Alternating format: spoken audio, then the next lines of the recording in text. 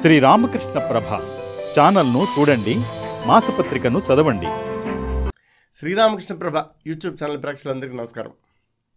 వివేకానంద స్వామి చెప్పిన సందేశాన్ని మనం ఈ చిన్న పుస్తకం కాల్ టు ది నేషన్ అనే చిన్న పుస్తకంలో చదువుతూ ఉన్నాం. దీనిలో రిలిజియన్ అండ్ ఎథిక్స్ అనే అధ్యాయాన్ని మనం చదువుతున్నాం. దానిలో ఇవాల్టి సందేశం ఏంటంటే, అన్సెల్ఫిష్నెస్ ఈజ్ గాడ్.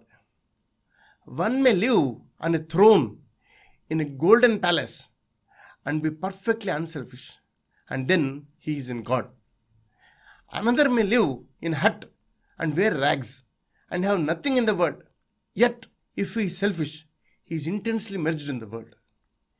దీనిలో మనం 2-3 విషయాలు అర్థం చేసుకోవాలి. ముఖ్యంగా ఏమిటంటే, అన్సెల్ఫిష్నెస్ అనే ఒక మాట చెప్పారు, తర్వాత సెల్ఫిష్నెస్ అనే ఒక మాట చెప్పారు, మెర్జ్డ్ ఇన్ ద వరల్డ్ అని చెప్పి ఇంకో మాట అన్నారు. దీనికి ఈ మాటలకు మనం అర్థాలు తెలుసుకోవాలి. ఏమిటంటే, అన్సెల్ఫిష్నెస్ అంటే త్యాగబుద్ధి, సెల్ఫిష్నెస్ అంటే స్వార్థబుద్ధి. వరల్డ్ అనే మాట వాడినప్పుడు ఉద్దేశం ఏంటంటే, ప్రపంచము, ప్రాపంచికత అంటారు. ప్రాపంచికత అంటే ఏంటి?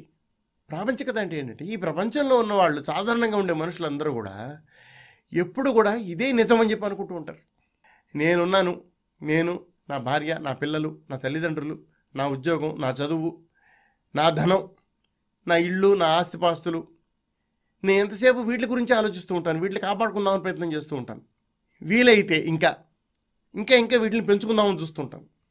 అది మంచి పద్ధతిలో కుదిరితే సరే, లేకపోతే ఏదో ఒకటి చేసి మొత్తం మీద నా ఆస్తిపాస్తులు నేను పెంచుకుందామని ప్రయత్నం చేస్తూ ఉంటాను. దీన్ని ప్రాపంచికత అంటారు. ఈ ప్రాపంచికతలో ఉన్నవాళ్ళు సాధారణంగా ఏదైనా వస్తేనేమో ఆనందపడిపోతుంటారు, ఏదైనా పోతేనేమో విపరీతంగా దుఃఖపడిపోతుంటారు. ఇది ప్రాపంచికత. వివేకానంద స్వామి దీని గురించి చెప్తూ ఏమంటున్నారంటే, అన్సెల్ఫిష్నెస్ ఇస్ గాడ్ అని చెప్తున్నారు. త్యాగబుద్ధి అనేది, నిస్వార్థ బుద్ధి అనేది భగవంతుడితో సమానం. త్యాగము, వైరాగ్యమే భగవంతుడు అని చెప్తున్నారు.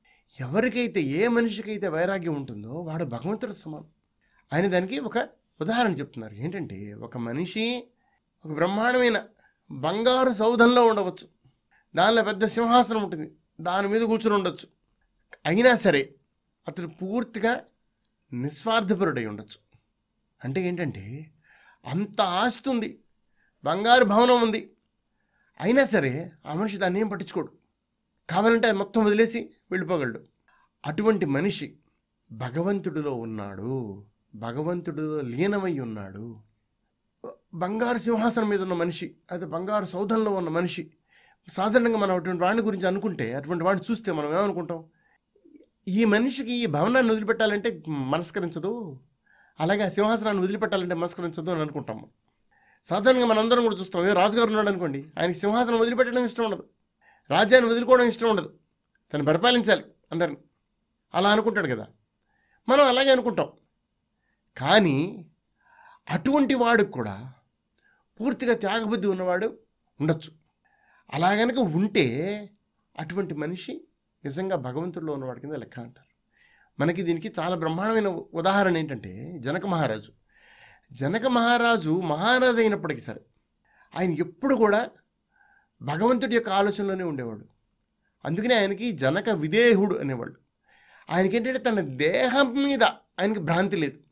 నేను ఈ దేహం, నా పేరు జనకుడు, నేను ఒక మహారాజుని, నేను ఈ రాజ్యాన్ని పరిపాలిస్తున్నాను, వీళ్ళందరూ నా మాట వింటున్నారు, వీళ్ళందరూ నాకు లోబడి ఉంటున్నారు, నేను చెప్పినట్టు వీళ్ళందరూ వినాలి, ఇటువంటి ఆలోచన లేదు.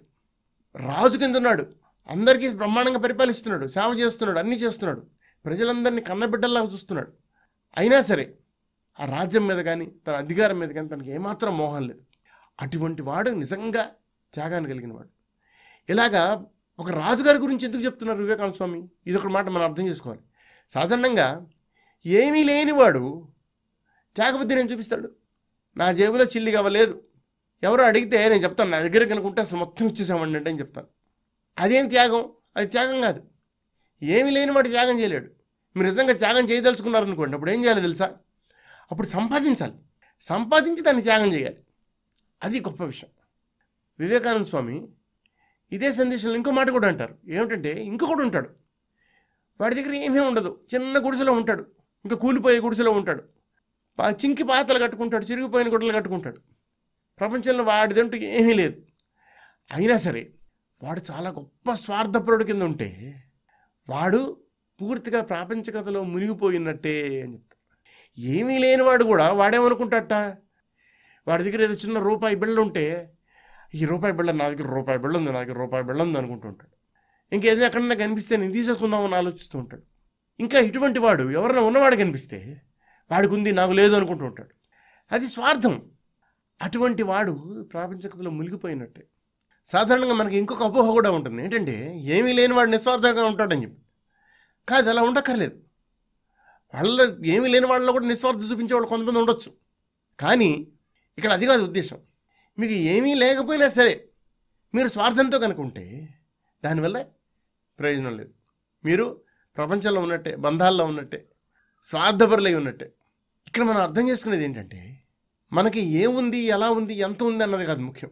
మన మనస్సు ఎలా ఉంది, మనం ఎలా ప్రవర్తిస్తున్నాం, మనం ఎలా ఆలోచిస్తున్నాం అన్నది ముఖ్యం. మనిషికి కావాల్సింది ఏంటంటే నిస్వార్థ గుణం, నిస్వార్థ బుద్ధి, త్యాగబుద్ధి. ఆ త్యాగబుద్ధి లేనివాడు మనిషి ఏమనుకుంటాడంటే అంతా నేనే చేస్తున్నాను, నా వల్ల ఎంత జరుగుతుంది, నాకు అది కావాలి, నాకు ఇది కావాలి అనుకుంటూ ఉంటాడు. అది పనికిరాదు, అది మంచి గుణం కాదు. స్వార్థాన్ని వదిలిపెట్టాలి. మనిషి జంతువు స్వభావం నుంచి మనిషి స్వభావానికి రావాలి, మనిషి స్వభావం నుంచి దేవుడి స్వభావానికి ఎదగాలి. అది మనిషి చేయాల్సిన పని. దానికోసం మనిషి ఏ స్థాయిలో గనక తన స్వార్థ గుణాన్ని వదిలిపెడితే అతడు అంత మెరుగుపడ్డాడు, భగవంతుడి వైపు అంతగా ఎదిగాడు అని మనం అర్థం చేసుకోవచ్చు. వివేకానంద స్వామి చెప్పిన మరొక సందేశంతో మళ్ళీ కలుసుకుందాం. అంతవరకు సెలవు. నమస్కారం.